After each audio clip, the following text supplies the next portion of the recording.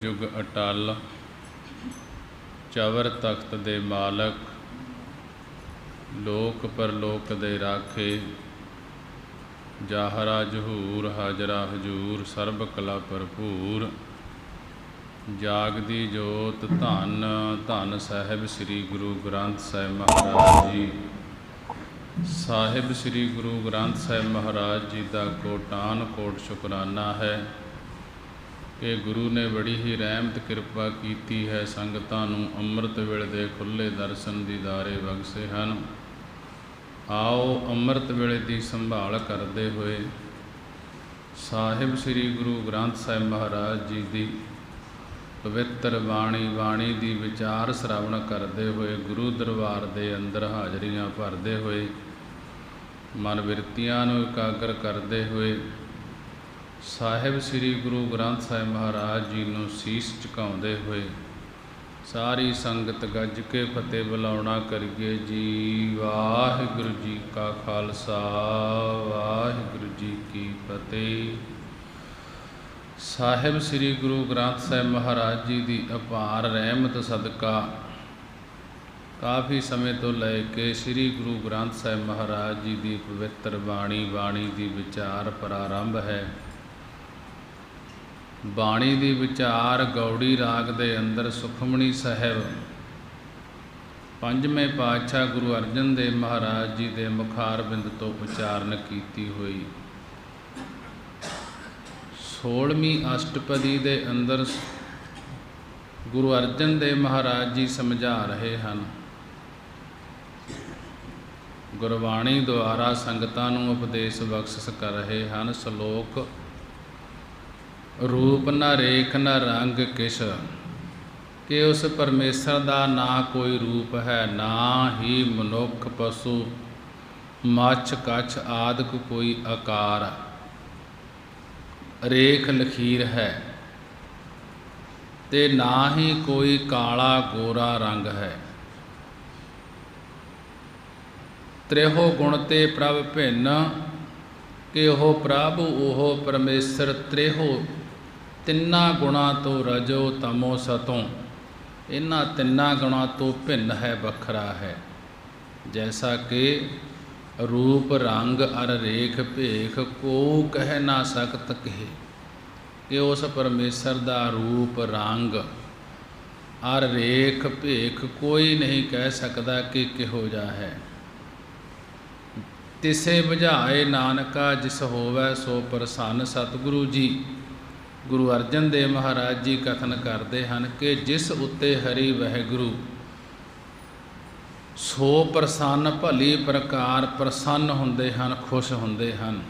तिसे बुझाए उन्हां नूं सतगुरां द्वारा अपना स्वरूप समझा दिंदे हैं।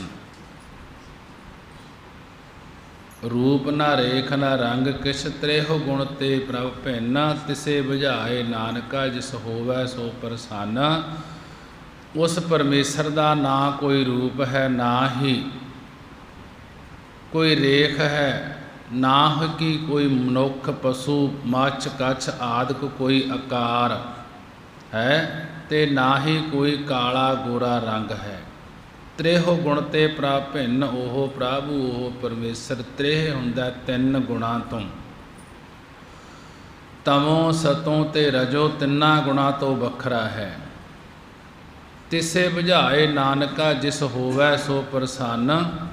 सतगुरु जी कथन करते हैं जिस उत्ते हरि वाहिगुरू सो प्रसन्न भली प्रकार प्रसन्न हुंदा है खुश हुंदा है। तिसे बुझाए उसनों सतगुरां द्वारा अपना स्वरूप समझा दिंदा है परमेश्वर। अष्टपदी के अंदर समझा रहे हैं अबनासी प्रभ मन में राख। गुरु अर्जन देव महाराज जी कहन लगे हे भाई अबनासी नाश तो रहत हरि वाहिगुरू नूं अपने मन अपने हिरदे विच रखना कर बसाउणा कर। मनुख की तू प्रीत त्याग, अते होरना मनुखा दी पुरखा दी प्रीति है जिहड़ी यह छड्डना कर त्यागना कर। क्योंकि अविनाशी नाश तो रहत प्रभु हरि वाहिगुरु नूं ਆਪਣੇ ਹਿਰਦੇ ਵਿੱਚ ਰੱਖਣਾ ਕਰ, ਵਸਾਉਣਾ ਕਰ। ਹੋਰਨਾਂ ਮਨੁੱਖਾਂ ਦੀ ਪੁਰਖਾਂ ਦੀ ਜਿਹੜੀ ਪ੍ਰੀਤੀ ਹੈ ਉਹ ਛੱਡਣਾ ਕਰ। ਤਿਸ ਤੇ ਪਰੈ ਨਾਹੀ ਕਿਸ ਕੋਏ, ਉਸ ਵਾਹਿਗੁਰੂ ਤੋਂ ਪਰੈ, ਉਸ ਵਾਹਿਗੁਰੂ ਤੋਂ ਬਾਅਦ ਅੱਗੇ ਕੋਈ ਕੁਝ ਵੀ ਨਹੀਂ ਹੈ। ਸਰਬ ਨਿਰੰਤਰ ਏਕੋ ਸੋਏ, ਕਿ ਸਰਬ ਸਾਰਿਆਂ ਵਿੱਚ ਉਹ ਇੱਕ ਹਰੀ ਵਾਹਿਗੁਰੂ ਨਿਰੰਤਰ ਇੱਕ ਰਸ ਪੂਰਨ ਹੈ, ਬਸ ਰਿਹਾ ਹੈ। ਕਿ ਉਸ ਪਰਮੇਸ਼ਰ ਨੂੰ ਹਿਰਦੇ 'ਚ ਵਸਾਉਣਾ ਕਰ, ਕਿ ਆਮ ਮਨੁੱਖਾਂ ਦੀ ਪ੍ਰੀਤੀ ਨੂੰ ਤਿਆਗ ਛੱਡਣਾ ਕਰ। ਉਸ ਵਾਹਿਗੁਰੂ ਤੋਂ ਪਰੈ ਬਾਅਦ ਅੱਗੇ ਕੋਈ ਕੁਝ ਵੀ ਨਹੀਂ ਹੈ। ਜੋ ਕੁਛ ਹੈ ਉਹ ਵਾਹਿਗੁਰੂ ਹੀ ਹੈ। ਸਰਬ ਨਿਰੰਤਰ ਏਕੋ ਸੋਏ, ਸਰਬ ਸਾਰਿਆਂ ਵਿੱਚ ਉਹ ਇੱਕ ਹਰੀ ਵਾਹਿਗੁਰੂ ਨਿਰੰਤਰ ਇੱਕ ਰਸ ਪੂਰਨ ਹੈ। ਆਪੇ ਬੀਨਾ ਆਪੇ ਦਾਨਾ, ਕਿ ਉਹ ਪਰਮੇਸ਼ਰ ਗੁਪਤ ਕੰਮਾਂ ਨੂੰ ਆਪ ਹੀ, ਬੀਨਾ ਹੁੰਦਾ ਦੇਖਣ ਵਾਲਾ ਹੈ। ਜਿਹੜੇ ਜੀਵ ਗੁਪਤ ਕੰਮ ਕਰਦੇ ਹਨ, ਲੁਕ ਛੁਪ ਕੇ ਕੰਮ ਕਰਦੇ ਹਨ, ਉਹ ਪਰਮੇਸ਼ਰ ਆਪ ਹੀ ਬੀਨਾ ਦੇਖਣ ਵਾਲਾ ਹੈ। ਆਪੇ ਦਾਨਾ, ਆਪ ਹੀ ਅੰਦਰਲੇ ਸੰਕਲਪਾਂ ਨੂੰ ਜਾਣਨ ਵਾਲਾ ਹੈ। ਇਸ ਜੀਵ ਦੇ ਅੰਦਰ ਕੀ ਸੰਕਲਪ ਉੱਠਦੇ ਹਨ ਉਹ ਆਪ ਹੀ ਜਾਣਨ ਵਾਲਾ ਹੈ। ਗਹਿਰ ਗੰਭੀਰ ਗਹੀਰ ਸੰਜਾਨਾ, ਭਾਵ ਆਪ ਹੀ ਦੇਖਣ ਵਾਲਾ ਦ੍ਰਿਸ਼ਟਾ ਤੇ ਆਪ ਹੀ ਸਾਡੇ ਦਿਲਾਂ ਦੀ ਜਾਣਨ ਵਾਲਾ। ਉਹ ਪਰਮੇਸ਼ਰ ਆਪ ਹੀ ਸੁਜਾਨਾ ਤੇ ਅੰਤਰਜਾਮੀ, ਗਹਿਰ ਨਿਰਹਲ ਗੰਭੀਰ ਡੂੰਘਾ ਤੇ ਸੁਭ ਗੁਣਾ ਦਾ ਸਮੁੰਦਰ ਹੈ, ਖਜ਼ਾਨਾ ਹੈ। ਮਹਾਰਾਜ ਜੀ ਕਹਿਣ ਲੱਗੇ ਪਾਰ ਬ੍ਰਹਮ ਪਰਮੇਸ਼ਰ ਗੋਬਿੰਦ, ਹੇ ਪਾਰ ਬ੍ਰਹਮ ਸਾਰਿਆਂ ਪਾਪਾਂ ਤੋਂ ਪਰੇ ਵਿਆਪਕ ਸਰੂਪ ਗੋਬਿੰਦ, ਪ੍ਰਿਥਵੀ ਦੀ ਰੱਖਿਆ ਕਰਨ ਵਾਲੇ, ਵੇਦਾਂ ਕਰਕੇ ਜਾਣਨੇ ਯੋਗ, ਕਿਰਪਾ ਨਿਧਾਨ ਦਿਆਲ ਬਖਸ਼ੰਦ। ਪਰਮੇਸ਼ਰ ਪਰਮਾਤਮਾ ਕਿਰਪਾ ਦੇ ਖਜ਼ਾਨੇ, ਦਿਆਲ ਦਇਆ ਦੇ ਘਰ, ਬਖਸ਼ੰਦ ਔਗਣਾ ਦੇ ਬਖਸ਼ਣ ਵਾਲੇ ਹਨ।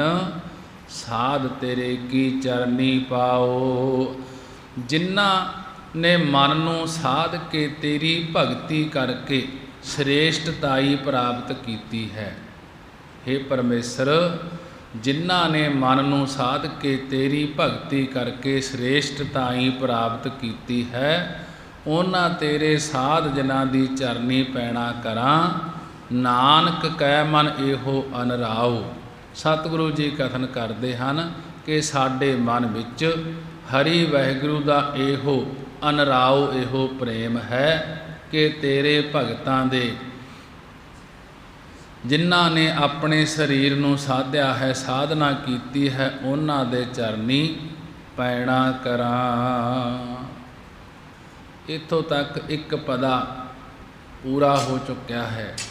ਅਗਲੇ ਪਦੇ ਦੇ ਅੰਦਰ, ਇੱਕ ਇੱਕ ਪਦੇ ਦੇ ਅੰਦਰ ਪੂਰੀ ਗੁਰੂ ਅਰਜਨ ਦੇਵ ਮਹਾਰਾਜ ਜੀ ਇਸ ਜੀਵ ਨੂੰ ਸਿੱਖਿਆ ਦਿੰਦੇ ਹਨ। ਮਨਸਾ ਪੂਰਨ ਸਰਨਾ ਜੋਗ, ਉਹ ਪਰਮੇਸ਼ਰ ਸਾਰਿਆਂ ਦੀ ਮਨਸਾ, ਸਾਰਿਆਂ ਦੀ ਇੱਛਾ ਪੂਰਨ ਕਰਨ ਵਾਲਾ ਹੈ। ਅਤੇ ਸਰਨਾ ਜੋਗ, ਸਰਨ ਆਇਆਂ ਨੂੰ ਰੱਖਣੇ ਯੋਗ, ਰੱਖਣੇ ਲਾਇਕ ਹੈ। ਜੋ ਕਰ ਪਾਇਆ ਸੋਈ ਹੋਗ, ਜੋ ਉਸ ਪਰਮੇਸ਼ਰ ਨੇ ਜੀਵ ਦੇ ਹੱਥਾਂ ਉੱਤੇ ਲੇਖ ਪਾਇਆ ਹੈ, ਉਸ ਦਾ ਫਲ ਪਰਾ ਲੱਭਦ ਰੂਪ ਬਣ ਕੇ ਪ੍ਰਾਪਤ ਹੁੰਦਾ ਹੈ। ਮਨਸਾ ਪੂਰਨ ਸਰਨਾ ਜੋਗ, ਜੋ ਕਰ ਪਾਇਆ ਸੋਈ ਹੋਗ, ਉਹ ਪਰਮੇਸ਼ਰ ਸਾਰਿਆਂ ਦੀ ਮਨਸ਼ਾ ਇੱਛਾ ਪੂਰਨ ਕਰਨ ਵਾਲਾ ਹੈ। ਸਰਨਾ, ਸਰਨ ਵਿੱਚ ਆਇਆ ਨੂੰ ਰੱਖਣੇ ਯੋਗ ਹੈ। ਜੋ ਉਸ ਪਰਮੇਸ਼ਰ ਨੇ ਜੀਵ ਦੇ ਕਾਰ ਪਾਇਆ, ਕਰ ਹੱਥਾਂ ਉੱਤੇ ਲੇਖ ਪਾਇਆ ਹੈ, ਉਸ ਦਾ ਫਲ ਪਰਾ ਲੱਭਦ ਰੂਪ ਬਣ ਕੇ ਪ੍ਰਾਪਤ ਹੁੰਦਾ ਹੈ। ਹਰਨ ਭਰਨ ਜਾਂ ਕਾ ਨੇਤਰ ਫੋਰ, ਹਰਨ ਭਰਨ ਜਾਂ ਕਾ ਨੇਤਰ ਫੋਰ, ਜਿਸ ਵਾਹਿਗੁਰੂ ਦਾ ਨੇਤਰ, ਜਿਸ ਵਾਹਿਗੁਰੂ ਦਾ ਅੱਖ ਫਰਕਣ ਜਿਤਨਾ ਸਮਾਂ ਹੀ ਸ੍ਰਿਸ਼ਟੀ ਦੀ ਪਰਲੋਂ ਤੇ ਪਾਲਣਾ ਕਰਨ ਵਿੱਚ ਲੱਗਦਾ ਹੈ। ਇਤਨੇ ਸਮੇਂ ਦੇ ਵਿੱਚ ਹੀ ਇਸ ਸ੍ਰਿਸ਼ਟੀ ਨੂੰ ਲੈਤਾ ਕਰਦਾ ਹੈ ਤੇ ਇਸ ਸ੍ਰਿਸ਼ਟੀ ਨੂੰ ਸ੍ਰਿਸ਼ਟੀ ਦੀ ਪਾਲਣਾ ਕਰਦਾ ਹੈ।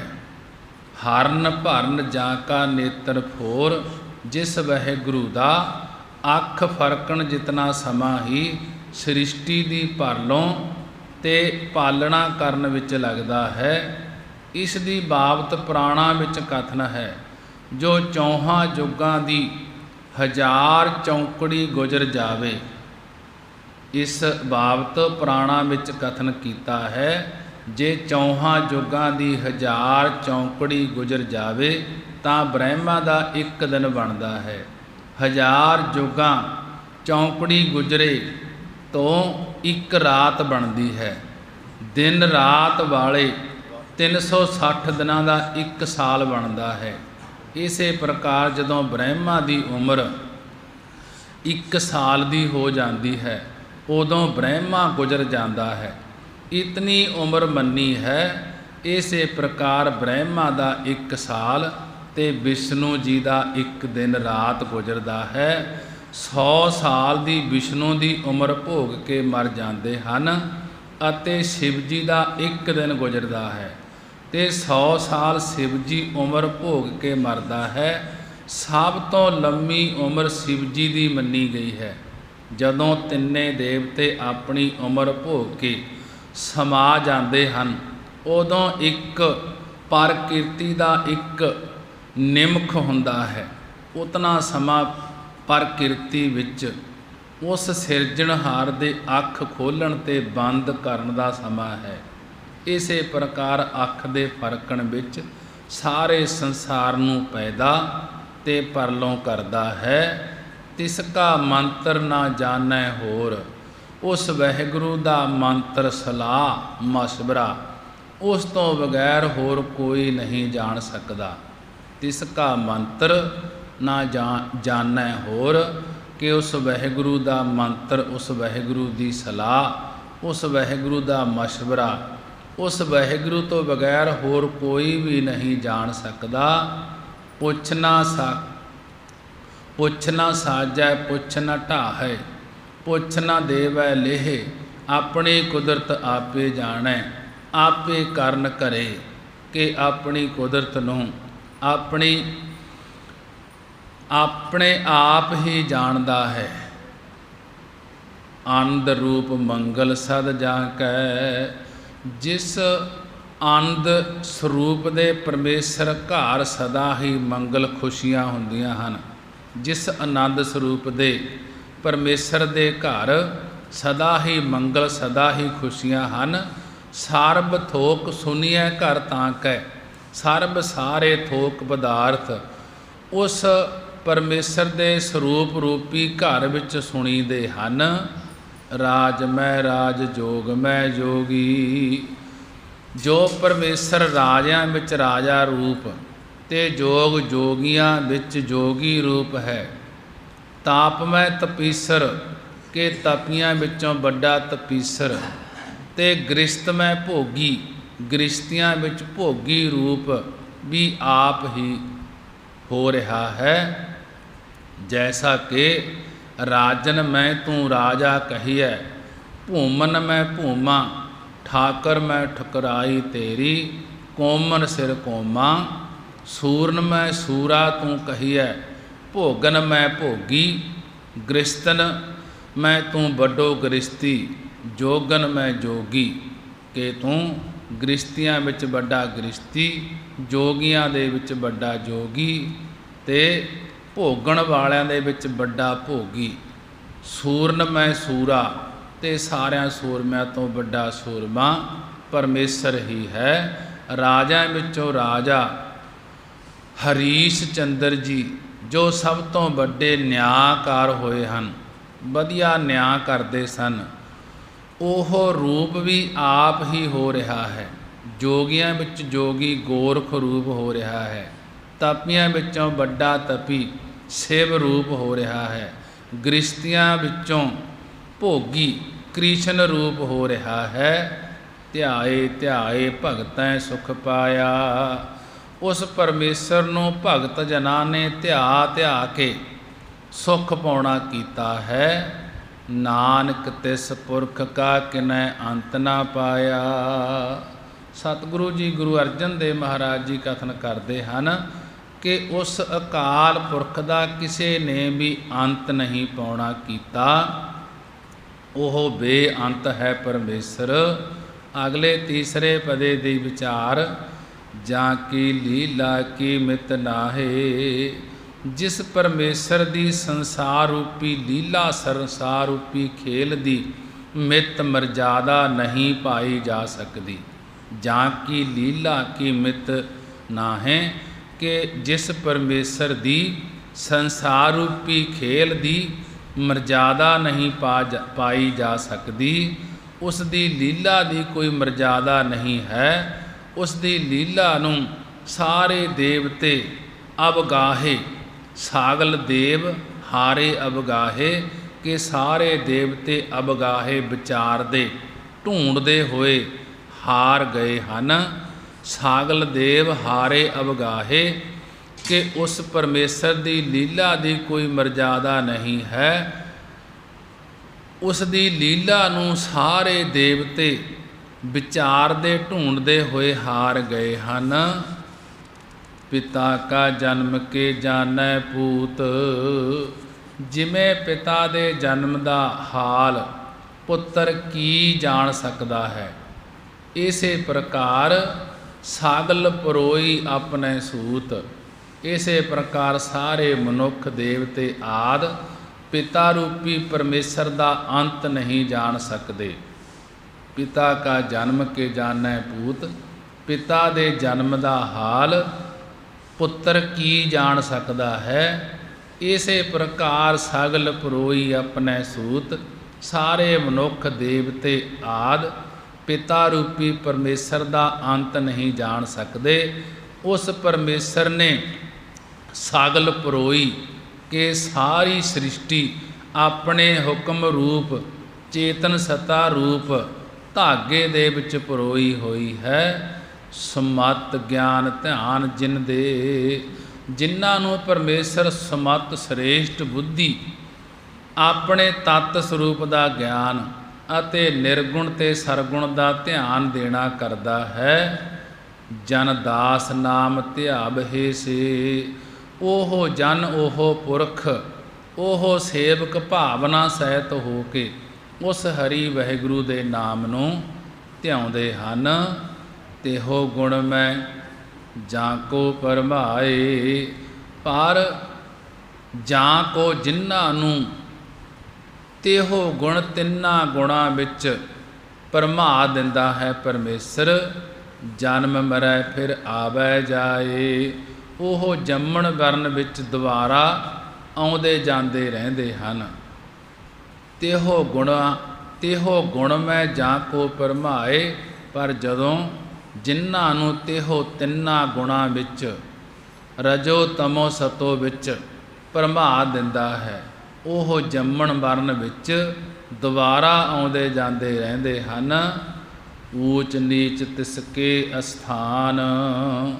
ਊਚ ਉੱਚੇ ਬ੍ਰਹਮ ਲੋਕ, ਨੀਚ ਨੀਵੇਂ ਨਰਕ ਆਦਿਕ।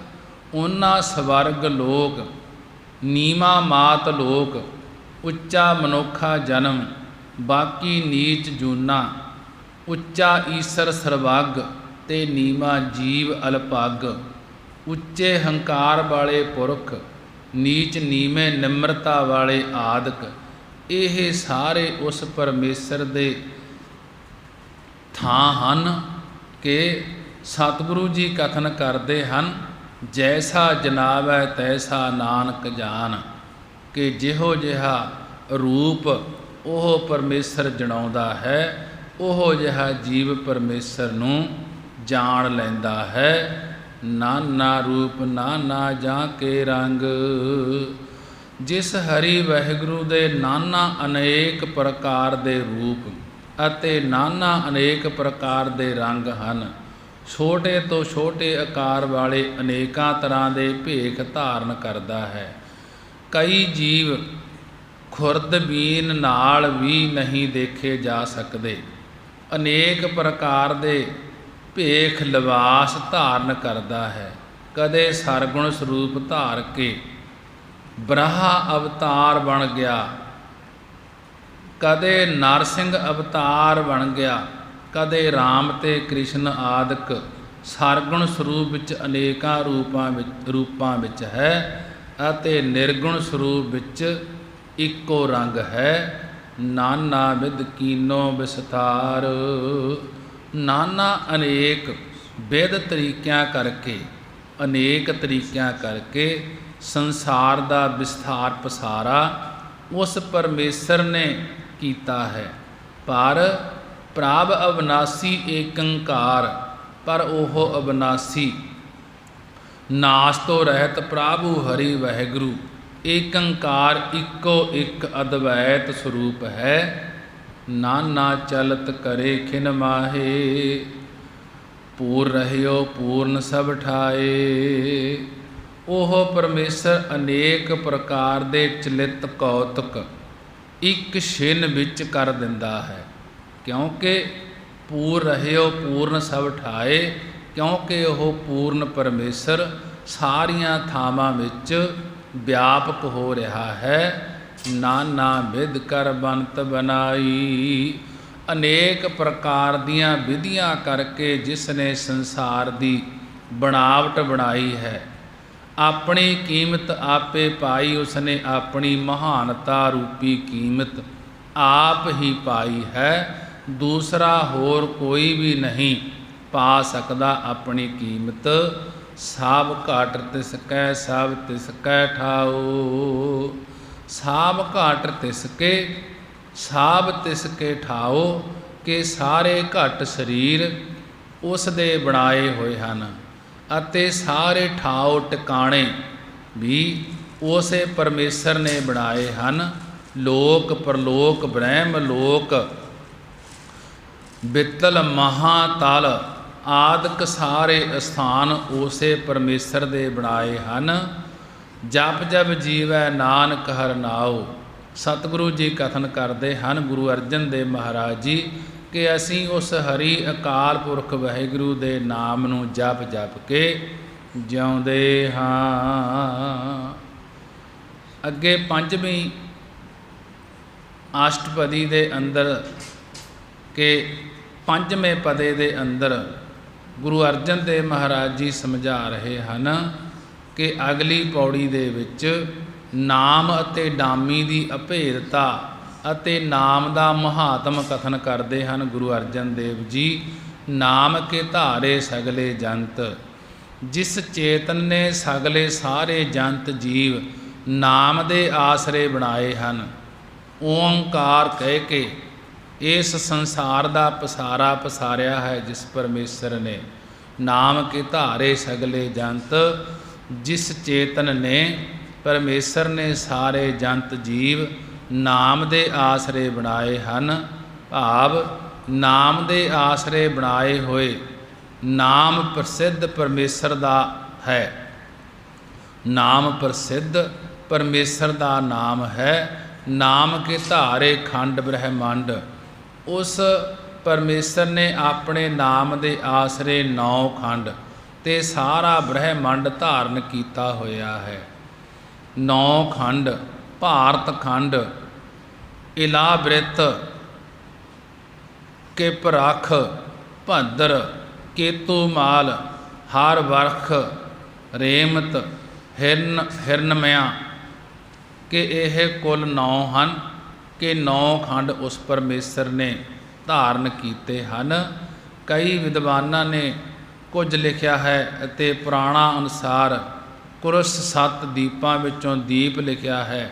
ਪਰ ਗੁਰੂ ਅਰਜਨ ਦੇਵ ਮਹਾਰਾਜ ਜੀ ਸਮਝਾ ਰਹੇ ਹਨ, ਨਾਮ ਕੇ ਧਾਰੇ ਸਿਮਰਤ ਵੇਦ ਪੁਰਾਨ, 27 ਸਿਮਰਤੀਆਂ 4 ਵੇਦ 18 ਪੁਰਾਣ ਨਾਮ ਦੇ ਆਸਰੇ ਬਣਾਏ ਹੋਏ ਹਨ। ਭਾਵ ਨਾਮ ਕਰਕੇ ਸਾਰਿਆਂ ਦੀ ਵਡਿਆਈ ਹੈ। ਨਾਮ ਦੇ ਆਸਰੇ ਹੀ ਗਿਆਨ ਨਾਮ ਕੇ ਧਾਰੇ ਸੁਨਨ ਗਿਆਨ ਧਿਆਨ, ਕਿ ਨਾਮ ਦੇ ਆਸਰੇ ਹੀ ਗਿਆਨ ਦੇ ਸਾਧਨ, ਸ਼ਰਾਵਣ ਮੰਨਣ ਨਿਧਾਸਨ ਅਤੇ ਹਾਠ ਜੋਗ ਦੇ ਸਾਧਨ, ਧਿਆਨ ਧਾਰਨਾ ਆਦਿਕ ਹਨ। ਨਾਮ ਕੇ ਧਾਰੇ ਆਕਾਸ, ਨਾਮ ਕੇ ਧਾਰੇ ਆਗਾਸ ਪਤਾਲ, ਸਾਰੇ ਆਗਾਸ ਆਕਾਸ ਤੇ ਪਤਾਲ ਪਰਮੇਸ਼ਰ ਦੇ ਨਾਮ ਦੇ ਆਸਰੇ ਧਾਰਨ ਕੀਤੇ ਹਨ। ਨਾਮ ਕੇ ਧਾਰੇ ਸਗਲ ਆਕਾਰ, ਕਿ ਪ੍ਰਾਣਾ ਅਨੁਸਾਰ ਸੱਤ ਪਤਾਲ, ਤੇ ਜਿਨ੍ਹਾਂ ਰਿਸ਼ੀਆਂ ਮੁਨੀਆਂ ਨੇ ਵਿਸ਼ਿਆਂ ਨੂੰ ਚੂਰ ਕਰਕੇ ਗਿਆਨ ਹਾਸਲ ਕੀਤਾ, ਉਹਨਾਂ ਨੇ ਇਹ ਸੱਤ ਆਕਾਸ਼ ਲਿਖੇ ਹਨ। ਜਿੰਨੇ ਸਾਰੇ ਸਰੀਰਾਂ ਆਦਿਕ ਆਕਾਰ ਹਨ, ਇਹ ਨਾਮ ਦੇ ਆਸਰੇ ਹਨ। ਇਹ ਵੀ ਸਾਰੇ ਆਕਾਰ ਖੜੋਤੇ ਹਨ। ਨਾਮ ਕੇ ਧਾਰੇ ਪੁਰੀਆਂ ਸਭ ਭਾਵਨ, ਬ੍ਰਹਮਪੁਰੀ ਵਿਸ਼ਨਪੁਰੀ ਸ਼ਿਵਪੁਰੀ ਇੰਦਰਪੁਰੀ ਜਮਪੁਰੀ ਆਦਿਕ ਸਭ ਪੁਰੀਆਂ, ਤੇ ਲੋਕ ਨਾਮ ਦੇ ਆਸਰੇ ਹਨ। ਨਾਮ ਕੈ ਸੰਗ ਉਧਰੇ ਸੁਨ ਸ਼ਰਾਵਣ, ਕਿ ਜਿਹੜੇ ਸਰਦਾ ਤੇ ਵਿਸ਼ਵਾਸ ਰੂਪੀ ਸ਼ਰਾਵਣ ਕੰਨਾਂ ਨਾਲ ਨਾਮ ਨੂੰ ਸੁਣਦੇ ਹਨ, ਉਹ ਸੰਸਾਰ ਸਮੁੰਦਰ ਤੋਂ ਉਧਰੇ ਤਰ ਗਏ ਹਨ। ਜਿਹੜੇ ਨਾਮ ਜਪਣ ਵਾਲਿਆਂ ਦੇ ਸੰਗੀ ਹਨ, ਉਹਨਾਂ ਦੇ ਨਾਲ ਮਿਲ ਕੇ ਨਾਮ ਨੂੰ ਵਿਸ਼ਵਾਸ ਰੂਪੀ ਕੰਨਾਂ ਨਾਲ ਸੁਣਦੇ ਹਨ, ਉਹ ਸੰਸਾਰ ਸਮੁੰਦਰ ਤੋਂ ਤਰ ਜਾਂਦੇ ਹਨ। ਕਰ ਕਿਰਪਾ ਜਿਸ ਆਪਣੇ ਨਾਮ ਲਾਏ, ਜਿਸ ਪੁਰਖ ਨੂੰ ਕਿਰਪਾ ਕਰਕੇ ਪਰਮੇਸ਼ਰ ਆਪਣੇ ਨਾਮ ਨਾਲ ਲਾਉਂਦਾ ਹੈ।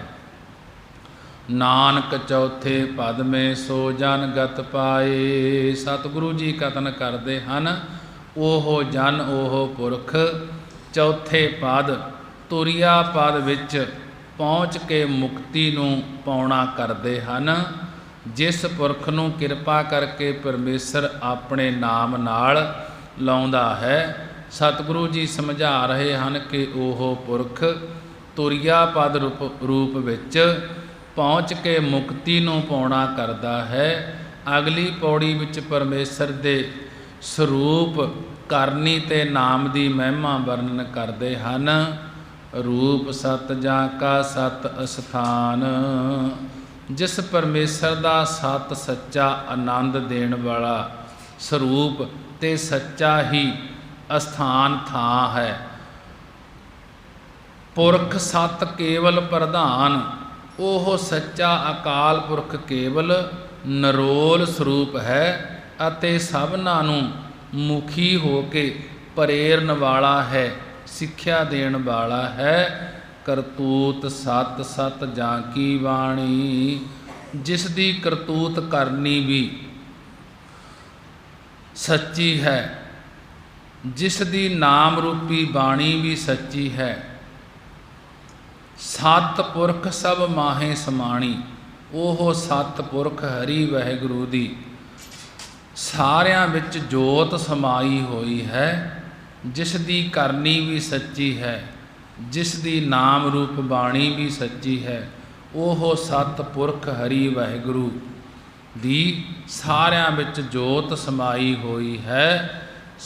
ਸਤ ਕਰਮ ਜਾਂ ਕੀ ਰਸਨਾ ਸਤ, ਮੂਲ ਸਤ ਸਤ ਉਤਪਤ, ਜਿਸ ਦਾ ਕਰਮ ਕਰਬੱਤ, ਜਿਸ ਦਾ ਕਰਬੱਤ ਕਰਮ ਵੀ ਸੱਚਾ ਹੈ ਅਤੇ ਜਿਸ ਦੀ ਸੰਸਾਰਕ ਰਚਨਾ ਵੀ ਸੱਚ ਹੈ, ਜਿਸ ਦੀ ਫਿਕਰ ਤੱਕਵਾਦੀ ਹੋਣ ਕਰਕੇ ਕਰਤੱਵ ਵੀ ਸੱਚਾ ਹੈ। ਜਿਵੇਂ ਸੋਨਾ ਗਹਿਣਾ ਬਣ ਕੇ ਪਰ ਰਹਿੰਦਾ ਸੋਨਾ ਹੈ, ਇਸੇ ਪ੍ਰਕਾਰ ਜਗਤ ਰੂਪ ਹੋ ਕੇ ਸਾਰਿਆਂ ਦੀ ਸਾਖੀ ਰੂਪ ਰਹਿੰਦਾ ਹੈ। ਉਸ ਦਾ ਕਰਮ ਸਾਖੀ ਰੂਪ ਹੋ ਕੇ ਸੱਚ ਹੈ, ਉਸ ਦੀ ਰਚਨਾ ਰਚੀ ਹੋਈ ਵੀ ਸੱਚ ਰੂਪ ਹੈ। ਇਸ ਵਿੱਚ ਆਸਤੀ ਭਾਂਤੀ ਪ੍ਰੇਤਾ ਰੂਪ ਹੈ। ਮੂਲ ਕਾਰਨ ਰੂਪ ਵੀ ਆਪ ਹੀ ਸੱਚਾ ਹੈ ਅਤੇ ਉਸ ਤੋਂ ਉਤਪਤ ਪੈਦਾ ਹੋਈ ਕਾਰਜ ਰੂਪ ਵਸਤੂ ਵੀ ਸਤ ਸਰੂਪ ਆਪ ਹੀ ਹੈ।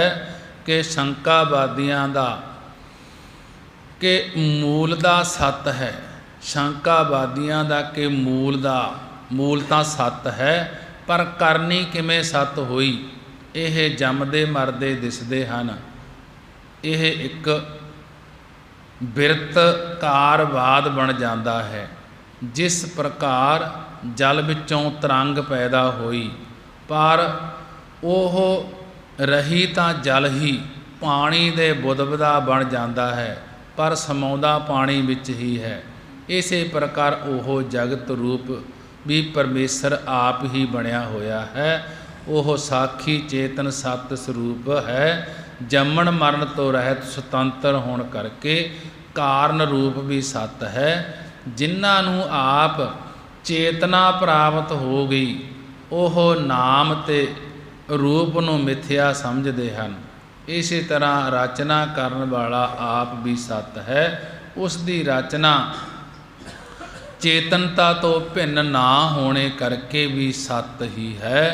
ਸਤ ਕਰਨੀ ਨਿਰਮਲ ਨਿਰਮਲੀ, ਉਸ ਪਰਮੇਸ਼ਰ ਦੀ ਕਰਨੀ ਸੱਚੀ ਅਤੇ ਨਿਰਮਲੀ ਪਵਿੱਤਰ ਤੋਂ ਪਵਿੱਤਰ ਹੈ। ਜਿਸ ਨੇ ਸੱਚੀ ਕਰਨੀ ਸੱਚੀ ਕਮਾਈ ਕੀਤੀ ਹੈ, ਉਸੇ ਦੀ ਸੱਚੇ ਨਾਮ ਕਰਕੇ ਬਿਰਤੀ ਨਿਰਮਲ ਉਜਲ ਹੋ ਗਈ ਹੈ। ਜਿਸ ਨੇ ਭਗਤੀ ਰੂਪੀ ਸੱਚੀ ਕਰਨੀ ਕੀਤੀ ਹੈ, ਕਮਾਈ ਕੀਤੀ ਹੈ, ਉਹ ਆਪ ਵੀ ਨਿਰਮਲ ਬੁੱਧੀ ਵਾਲੇ ਅਤੇ ਹੋਰਨਾਂ ਨੂੰ ਵੀ ਉਜਲ ਬੁੱਧੀ ਵਾਲੇ ਕਰ ਦਿੰਦੇ ਹਨ। ਜਿਸੇ ਬੁਝਾਏ ਤਿਸਹੇ ਸਭ ਭਲੀ, ਜਿਸ ਨੂੰ ਉਹ ਪਰਮੇਸ਼ਰ ਬੁਝਾਏ ਸਮਝਾਉਂਦਾ ਹੈ, ਉਸ ਨੂੰ ਸਭ ਤਰ੍ਹਾਂ ਕਰਕੇ ਪਰਮੇਸ਼ਰ ਦੀ ਚੰਗੀ ਪ੍ਰੀਤੀ ਹੋਣ ਲੱਗਦੀ ਹੈ, ਚੰਗੀ ਪ੍ਰੀਤੀ ਹੋਣ ਲੱਗ ਜਾਂਦੀ ਹੈ। ਸਤਿਨਾਮ ਪ੍ਰਭ ਕਾ ਸੁਖਦਾਈ, ਉਸ ਪਰਮੇਸ਼ਰ ਦੇ ਸਰੂਪ ਨੂੰ ਪਛਾਣਨ ਵਾਸਤੇ ਲੱਛਣ ਕਹਿੰਦੇ ਹਨ ਗੁਰੂ ਅਰਜਨ ਦੇਵ ਮਹਾਰਾਜ ਜੀ ਕਿ ਹਰੀ ਵਾਹਿਗੁਰੂ ਦਾ ਸਤਿਨਾਮ ਭਾਵ ਸੱਚਾ ਨਾਮ ਮੰਤਰ ਜੀਵਾਂ ਦੇ ਤਾਈਂ ਸੁਖਦਾਈ ਸੁਖਦਾਇਕ ਹੈ। ਵਿਸ਼ਵਾਸ ਸਤ ਨਾਨਕ ਗੁਰ ਤੇ ਪਾਈ, ਸਤਿਗੁਰੂ ਜੀ ਕਥਨ ਕਰਦੇ ਹਨ ਕਿ ਇਹ ਸੱਚਾ ਵਿਸ਼ਵਾਸ ਸੱਚਾ ਭਰੋਸਾ ਗੁਰੂ ਤੋਂ ਹੀ ਪ੍ਰਾਪਤ ਹੁੰਦਾ ਹੈ। ਜੈਸਾ ਕਿ ਇਹ ਸੱਚਾ ਵਿਸ਼ਵਾਸ ਸੱਚਾ ਭਰੋਸਾ ਗੁਰੂ ਤੋਂ ਹੀ ਪ੍ਰਾਪਤ ਹੁੰਦਾ ਹੈ। ਜਾਪ ਮਨ ਸਤਿਨਾਮ ਸਦਾ ਸਤਿਨਾਮ, ਉਸ ਪਰਮੇਸ਼ਰ ਦਾ ਨਾਮ ਸਦਾ ਹੀ ਸੱਚ ਹੈ, ਉਸ ਨਾਮ ਨੂੰ ਜਪਣਾ ਚਾਹੀਦਾ ਹੈ। ਮਹਾਰਾਜ ਜੀ ਨੇ ਬੜੇ ਹੀ ਵਿਸਥਾਰ ਦੇ ਨਾਲ ਗੁਰਬਾਣੀ ਦੁਆਰਾ ਉਪਦੇਸ਼ ਬਖਸ਼ਿਸ਼ ਕੀਤਾ ਹੈ। ਬਾਣੀ ਪੜ੍ਹਦਿਆਂ ਤੋਂ ਵਿਚਾਰਾਂ ਕਰਦਿਆਂ ਤੋਂ ਇੱਕ ਨਹੀਂ ਅਨੇਕਾਂ ਹੀ ਭੁੱਲਾਂ ਹੋ ਜਾਂਦੀਆਂ ਹਨ। ਗੁਰੂ ਦੀ ਸੰਗਤ ਗੁਰੂ ਬਖਸ਼ਣਹਾਰ ਹੈ। ਹੋਈਆਂ ਭੁੱਲਾਂ ਦੀ ਖਿਮਾ। ਆਓ 6 ਪੌੜੀਆਂ ਆਨੰਦ ਸਾਹਿਬ ਦਾ ਜਾਪ ਕਰਕੇ ਅਰਦਾਸ ਬੇਨਤੀ ਕਰੀਏ।